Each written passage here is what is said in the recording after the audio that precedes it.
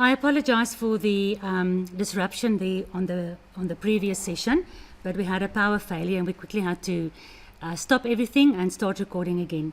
So for those of you following online, we continue now with Passover versus Easter, part 1b.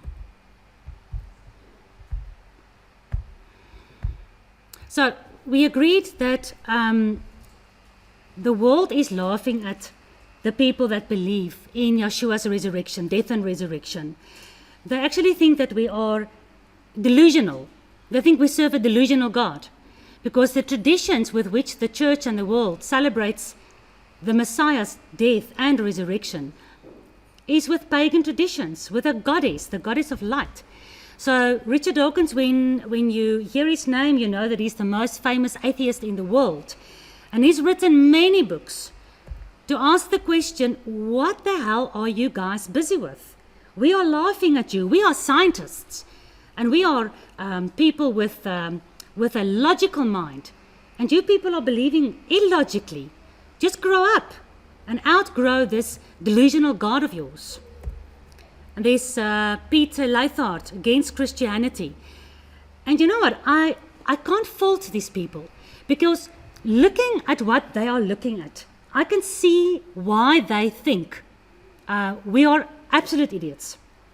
Because to worship your God with a pagan's traditions, with something that's actually like a myth or a fairy tale, makes you an idiot. So no wonder these people are writing these books and selling them by the millions.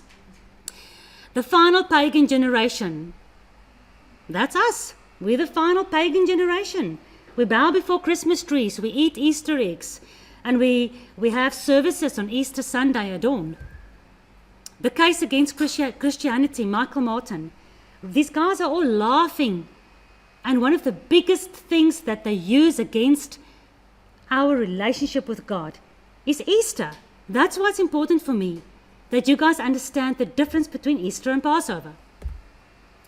The evidence against Christianity, the people are finding evidence of what Christians are doing today, 5,000 years ago, as far back as the first Babylonian Empire. They are finding these traditions in those empires, and yet we call ourselves New Testament believers. Who needs Christ? The atheists are asking. Look there on the side, it says American Atheist Society. Who needs Christ? Who needs Christ during Christmas? Nobody. Christ is not in Christmas. He's neither in Easter. But yet, we call ourselves believers. And the atheists are laughing at us. And unfortunately, I can't blame them. Because what the hell has Easter got to do with the real Passover? Barna is the most authoritative analyst in the world. And they found people that has engagement with Scripture, people that actually read their Bible, 17% 2018 and 19% in 2019. People that are engaging in their Bible. That means they open it and they read it with sincerity, trying to find the truth in it. 2 years ago, in 2019, only 19% of people were doing that. More than half of all the people in America is totally disengaged. It means they don't ever open their Bible. Why?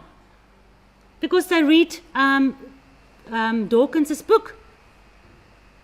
And they read all the evolution books. And they look at Christianity and say, you guys are a circus. You're a bunch of fairy worshippers, worshipping the goddess of dawn on your so-called Christ's death. So that's why most people in these analytics grows every year. If we look at the new analytics that's going to come out soon, we'll see that more people will be disengaged. That means they never, ever open the Bible. And then you've got people that center it, you've got some friendly people, you've got some neutral people. But the people that actually do Bible study in the way that we do it is in the minority. And we wonder why.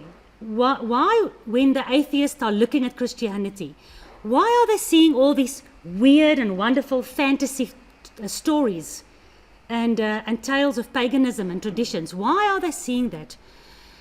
Who started all that? Who brought that into the people that say they follow Messiah? Who brought that into the church? The first council of Nicaea was a council of Christian bishops, convened in the Bithynian city of Nicaea by the Roman Empire Constantine. Very important. They call themselves Christian bishops. They were basically Roman, pagan, temple priests that eventually became Christianized. Constantine stopped killing all the believers in Messiah, and he said, if you can leave your Jewish traditions behind, then you can come into the church where we worship on the day of the sun, where we worship Easter, where we worship Tammuz and the Christmas tree.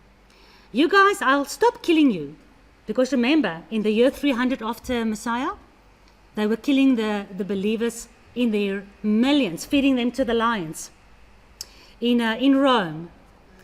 And Constantine said, you know what, I will accept you guys if you repent your sins before Jesus, come into the church and keep our celebrations with us. But you need to leave your Jewishness behind. You need to leave the Sabbath and the Torah and circumcision and all those boring festivals that brings you under judgment. You cannot be under judgment when you come into the church. But then you have to leave everything Old Testament behind. This is where the Christian church was basically born. It wasn't born in the book of Acts, where Peter, under the authority of the Ruach, was speaking so that everybody that came to Jerusalem for the feast of Shavuot could understand him. That's where people say the church was born, the Christian church. It wasn't. Because nobody was called Christians, because they didn't believe in Christ. They called him Moshiach. He's the Messiah. His name was Yeshua, not Jesus, which is a Greek transliteration from Jesus. So the Christian church, calling themselves Christian, with Christian traditions, with Christ-like traditions, was convened in 325 by the Emperor Constantine. We'll talk about Constantine just now.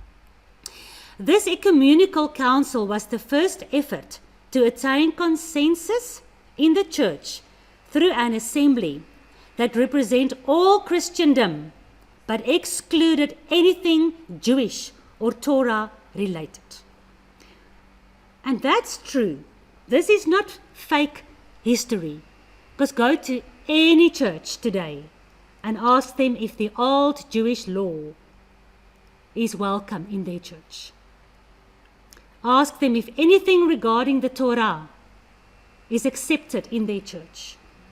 They will say no, because the Christian church was born here with this council of Christian bishops put into authority by Constantine, who said, I will stop killing you, believers. Come into the church. But if you want to keep your detestable Sabbath day, and if you want to keep your detestable holy days, and you want to keep on circumcising your poor children, you want to keep on with all these obedience to this God of the Old Testament, then you can't come into the church. And he continued slaughtering the Jewish people, as well as the Messianic people.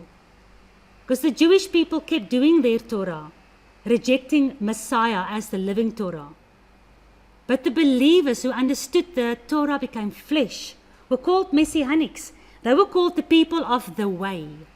And they were continued to being killed and slaughtered.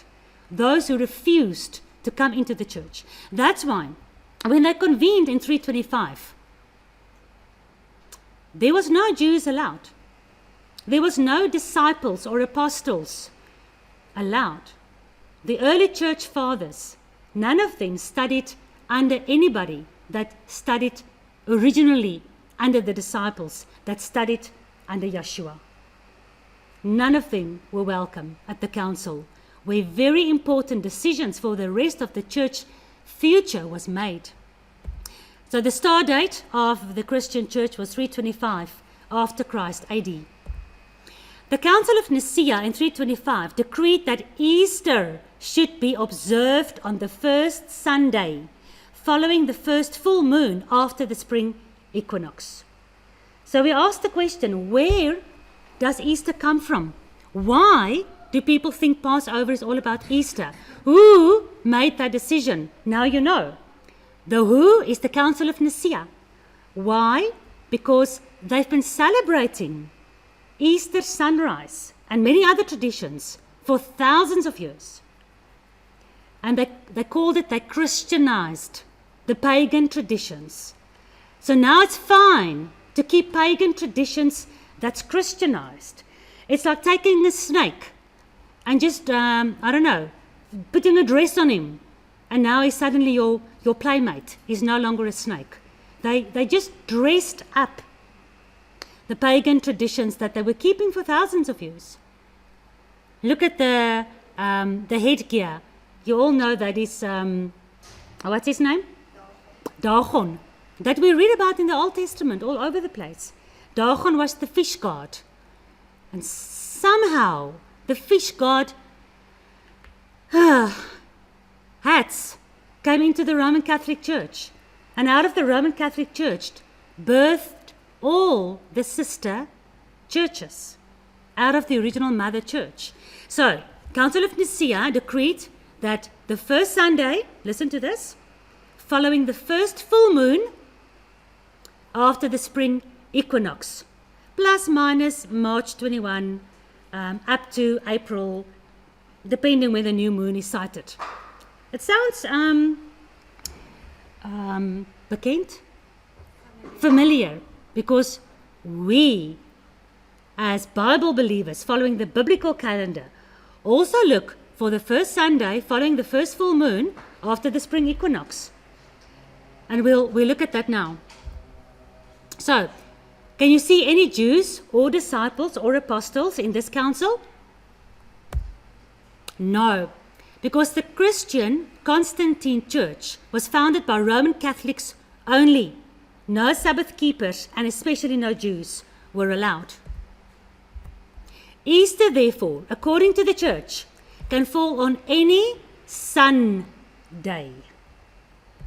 between March 22 and April 25, but only on a Sunday, no other day. Tell me, is your birthday or any other significant date, even like Christmas, is it every year on the same day of the week? When was your birthday? Which day of the week was your birthday, Valerie? Last year. Can you remember? Well, if it's on Tuesday the one year, the next year it's on a Wednesday. All right. So, just like with Pesach, sometimes we have Pesach on a Friday, sometimes on a Saturday, sometimes on a Sunday, sometimes on a Wednesday. The day of the week doesn't matter because the date is not linked to the day. Do you understand? Or does it move to different days every year? Yes, your birthday and all the significant dates moves to moves to different days every year. The date stays the same, it's the day that changes. So the 14th of Aviv is the 14th of Aviv. The date remains the same. But as the year goes past, the next year, it will fall on a different day of the week. The biblical feast day of Pesach is on the same date every year, the 14th day of Aviv. But the day of the week changes every year. Just like your birthday, for instance. But not Easter. This is always on a Sunday. Just like the Feast of First Fruits. Satan is very clever because the Feast of First Fruits is always on the first day of the week after unleavened bread. And that's how they made Easter as well. So Easter doesn't fall on any other day but Sunday to coincide with God's festivals so that they can deceive the world. The first full moon after the vernal or the spring equinox. Okay, you know what equinox is now? The equinox is the line as the sun moves in his bane orbit, well, not, I don't believe in orbit, as the sun moves in his path, yes, there's a certain time twice a year where the day and the night are exactly the same time. So you will have the spring equinox. That's where the day and the night is the same time, the same length in springtime. And you also have it in the winter solstice, 25 December, around about there. That's when the sun god is birthed. Because after the winter has passed, the sun god is birthed when the day and the night is now equal. Because remember, during summer, your days are longer than your nights. During winter, your nights are longer than your days. But at the equinox, the days are the same period. All right. So, the Teutonic lunar moon goddess, her name is Eostre. Just another variant of Ishtar, Astarte, or Aset, or Easter. And her celebration, Eostara, was held on the first full moon after the vernal equinox for thousands of years before Christ. And they celebrated it from the day of Venus, Venus Day, to the day of the sun. Venus evolved etymologically into Friday. So from Friday to Sunday.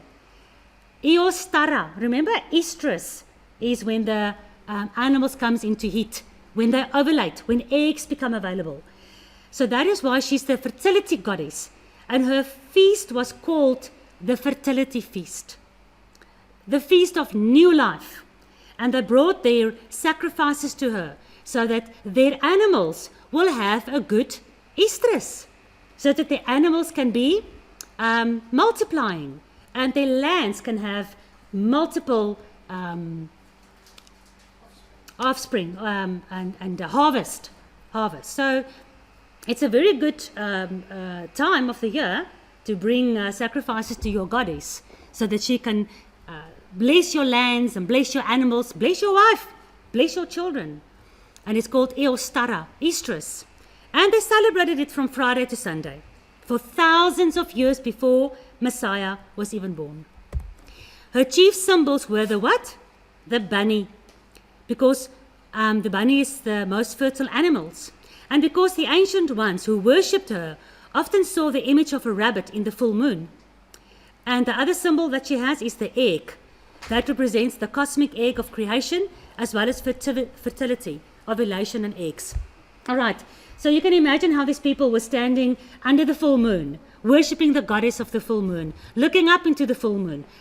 Even today, like I said to you earlier this morning, sometimes when the moon is full, you can actually see something that looks a little bit like a rabbit with his two long ears. But that's not the main reason the bunny is involved with Ishtar or Easter. It's because of the fact that it is the most... You put two bunnies together and the one just jumps on the other one. It's all about that jumping. That's why there were so many prostitutes always at the pagan temples, because it's about everything regarding Satan's kingdom is about that jumping. I'm not going to, there's children around. The Strega celebrate the ascent of the goddess from the underworld. She ascended from the darkness into light, and that is called the awakening of the fertility, and that appeared at sunrise, at dawn. So when winter is past, they celebrated Easter ascending out of the darkness, like Yeshua also ascended out of death back into life. Very, very similar. The first full moon after the vernal or the spring equinox also represents the beginning of the feast of unleavened bread. Pesach is on the 14th day of Aviv, and unleavened bread starts the moment the sun goes down. The next day starts, and that's the first day of the unleavened bread. So, on the 15th day of a biblical month, is the moon half or full? Full, yes, it's full moon. In the beginning of the month, you see the sliver, and then the moon grows into the full moon. In the middle of the 30-day month, at the 15th, it's full. And then it wanes again, and at the end of the month, it goes dark. So it was full moon when Yeshua died on the cross and he was put into the grave. But it was also full moon when God brought Israel out of Egypt. Beautiful how he planned everything. But it's also full moon, and we know all the witches and occult people all worship under the full moon. Very similar to what the Bible says. No wonder that the atheists are thinking we are busy with something funny. It is the biblical calendar. The first, what we call today Sunday, the first Sunday after the spring equinox, at the first full moon, is a biblical festival as well. But like everything Yahuwah created, it got stolen by Hasatan for false pagan worship. And his calendar, twisted, is sold back to Christianity in a new but strange form. And it's accepted because of 2,000 years of tradition. How difficult it is for people to break tradition. And surely you're asking the question now, and you're telling me we don't worship Ishtar when we celebrate Easter, and when we celebrate Easter from Friday to Sunday morning, and when we celebrate Easter sunrise services, we're not worshiping Ishtar. We worship Jesus. We love Jesus and we love God. And although it looks pagan, we don't even think about Ishtar when we have our services. That's what most people will tell you. You can bring them all this information and they will say, it's not what I'm doing. It's not my intention. My intention is to worship Jesus on this day. No wonder the atheist world is laughing at Christians, thinking you can worship the Almighty God in the same way that the pagans worship their goddess. They say we worship the Messiah, even if we just call it Easter. We only call it Easter. We are not worshipping Easter. Matthew 24, verse 40. For us, Jonas was 3 days and 3 nights in the whale's belly. So shall the Son of Man be 3 days and 3 nights in the heart of the earth. This is the biggest proof, or the biggest sign, that this man, Yeshua, 2,000 years ago, was indeed the Son of Man. God manifested in the flesh of man. Please, let's not screw that up by making this sign of 3 days and 3 nights into something far less and calling it Easter, because they worship Easter or Ishtar from Friday to Sunday. Messiah said, the only sign I will give you, because the Pharisees said, give us a sign that you are the Messiah. And he said, a wicked generation asks for a sign. But you know what? I'll give you a sign. The only sign he gave was 3 days and 3 nights like Jonas in the fish. And he said, even after 3 days and 3 nights, I will rebuild the temple. 3 days and 3 nights particularly shows towards the Messiah, the God of the Bible. And even in the same period of the year, they have twisted the 3 days and 3 nights to bring us over into a false goddess celebration. If Messiah followed the 3 days and 3 nights of Easter, then he's not the Messiah. Because 3 days and 3 nights is the sign that he's the Son of Man. So we have to find 3 days and 3 nights in Easter. If Easter is the celebration, like the church says, we celebrate Jesus. So then Jesus must be found in Easter. 3 days and 3 nights must be found in Easter. So, they found it. Christianity says, here's day 1, there's day 2, there's day 3, and there's 3 days from his death to his resurrection. Let's investigate that. And I'll go into much more detail on the Pesach timeline at the 27th of March when we come together for the Pesach meal. Because understanding the Pesach timeline and the Pesach meal will really teach you so much about the Pesach lamb and about the God who sent the Pesach lamb. But now we are investigating if the sign of the true Messiah, not a false Messiah, not a Messiah that falls into line with Easter, but a Messiah that falls into line with the biblical requirements, if we can find that in Easter. So, from Good Friday to Easter Sunday, let's check if we can find the only proof, the only sign that Yeshua gave that he is the Messiah. Let's see if we can find 3 days and 3 nights from Good Friday to Easter Sunday. At first I'm going to show you the 3 days and 3 nights as the Bible explains it. The Bible shows Messiah was crucified on a Wednesday. What we call today a Wednesday. In those days, the days didn't have names. Don't worry about that now. But what we call today Wednesday. And he was risen after the 3rd day. So let's go through this step by step. The people say this is from a Jewish perspective, because day starts at evening. Right? From evening to evening, you shall celebrate the feasts. And that's what the Bible says. So the new day starts at evening, when the sun goes down, after the day of Pesach. The moment the sun goes down, that's the day of unleavened bread. Pesach is the 14th day of Aviv, and unleavened bread is the 15th day of Aviv. So at sundown, the new day starts. So it's from a biblical perspective, not a Jewish perspective. All right, so on the Wednesday, he was crucified in the morning. Right, remember he was judged by the Pharisees and the Sanhedrin and Pontius Pilatus, and then he was crucified. And before the sun went down, remember, he was buried. He was put into the grave, because they even said break the bones so that they can die quicker, because they can't hang on the cross on unleavened bread. Unleavened bread starts when Pesach is over and the sun goes down, and it's a high Sabbath.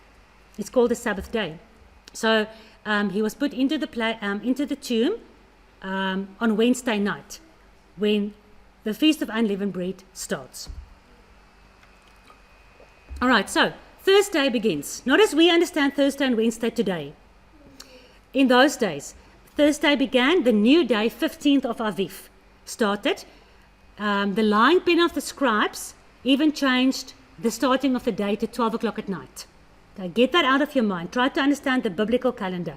Day starts at sundown, when it's dark. So, Thursday began, and Yeshua remained in the tomb. Okay, this is the first night. Then, when the sun came up, it was Thursday the day, and Yeshua was in the tomb, in the grave. That's the first day that he's in the grave. Then Friday begins, and he's still in the tomb, in the grave. Tomb. How am I saying? Sê ek hom reg? Tomb. I'm just going to say grave. He was in the grave on the Friday night when the sun went down on Thursday, and that was his second night in the grave. And then Friday during the day, he remained in the tomb. That's his second day. And then Saturday begins the moment the sun went down on the previous day. The third day began. It was nighttime, so he was for the third night in the grave. And then when the sun came up on that day, he was still in the tomb. Okay. On Sabbath, he was in the grave. And the moment Sabbath ended, when the sun went down, he rose at night just after the sun went down. The next morning, the Bible says, they discovered the empty grave. Nowhere in the Bible does it say he stood up or he got resurrected at dawn. It's only at dawn, when it was still dark, just before dawn started, that Mary found the grave already empty. Okay. So, unfortunately now, because we had the power failure, this is now the end of this next session. So we'll continue with session 2. This was 1B. So we'll continue with session 2 just now. And we're going to look into the very amazing, absolutely proving how Messiah was. Yeshua was the Messiah, regarding this biblical calendar. and how you can easily discern and identify what is being taught today and how it represents something totally different than what it's supposed to.